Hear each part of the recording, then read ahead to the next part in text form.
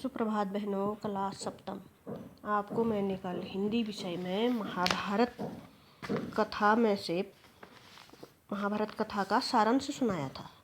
आशा है आपने ध्यान से सुना होगा। आज उसी के दो तीन प्रश्नोत्तर मैं आपको बता रही हूँ।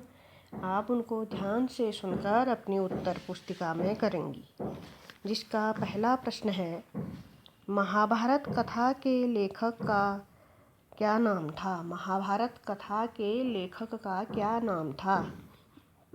तो इसका उत्तर है, महाभारत कथा के लेखक महर्षि पराशर के पुत्र वेद व्यास जी थे। महर्षि पराशर के पुत्र वेद व्यास जी थे। प्रश्न नंबर 2, पांडु के विषय में आप क्या जानते हैं? प्रश्न नंबर 2, पांडु के विषय में आप क्या जानती हैं? तो इसका उत्तर है, पांडु विचित्रवीर्य के छोटे पुत्र थे। पांडु विचित्रवीर्य के छोटे पुत्र थे। उनके बड़े भाई धृतराष्ट्र जन्मांध थे। जन्मांध माने जन्म से अंधे। पूर्ण विराम। अतः विचित्रवीर्य के बाद पांडु हस्तिनापुर के शासक बने।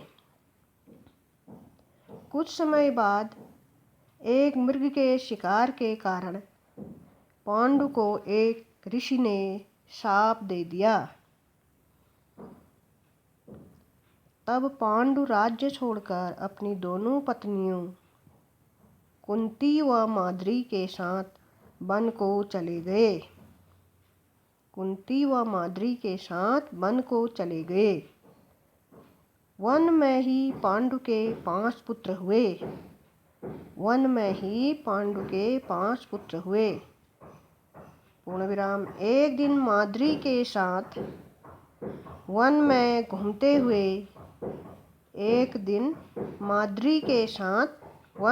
घूमते हुए पांडु की मृत्यु हो गई। प्रश्न नंबर 3, कुंती व माद्री के पुत्रों के नाम लिखिए। कुंती व माद्री के पुत्रों के नाम लिखिए।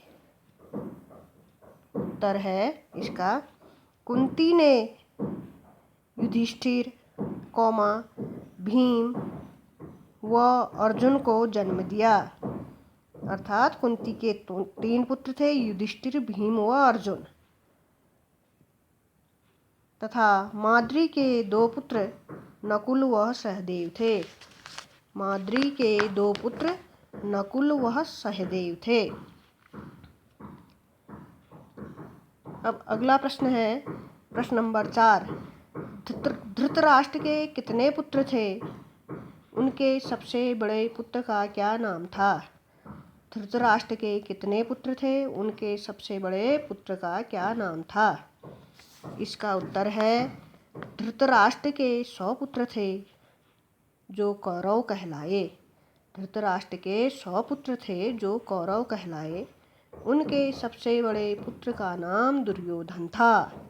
उनके सबसे बड़े पुत्र का नाम दुर्योधन था। बच्चों, आज इतना ही है। आप इसको सुंदर लेख में अपनी उत्तर पुस्तिका में लिखेंगी, फिर इनको याद करेंगी। कुछ समय बाद आपकी प्रथम मासिक परीक्षा होंगी जिसमें प्रश्न पूछे जाएंगे, इसलिए आपको याद भी करना है। आज इतना ही है।